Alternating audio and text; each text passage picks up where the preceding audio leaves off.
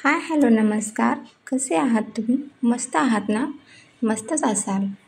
तर आज आहे द्वादशी श्राद्ध.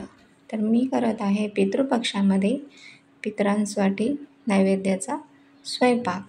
तर चला मग सुरुवातीला नैवेद्यामध्ये हे आहे पुरण. तर नैवेद्यासाठी पुरण हे फार महत्त्वाचं असतं. त्यामध्ये पुरणाचा स्वयंपाक असतो. नंतर ही आहे कलांगडाची भाजी. तुमच्याकडे याला काय म्हणतात? आमच्याकडे याला कलांगडू म्हणतात. तर हा आहे सार,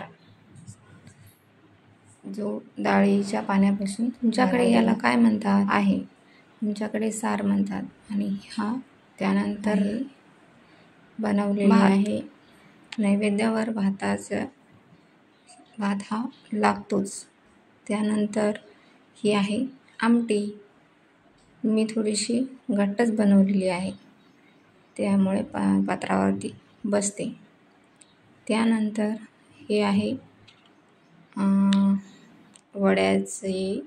साठी केलेली डाळ, जी मिक्स करून त्यामध्ये मिक्सरमधून काढून बनवून ठेवली आहे.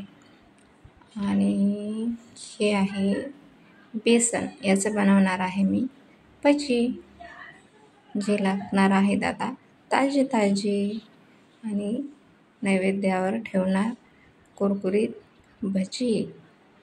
आणि हे आहे दूध, विलायची टाकून बनवलेलं नैवेद्यासाठी. आणि त्यानंतर मी आता बनवणार आहे स्वयंपाक. तर भेटूया नंतरच्या भागात.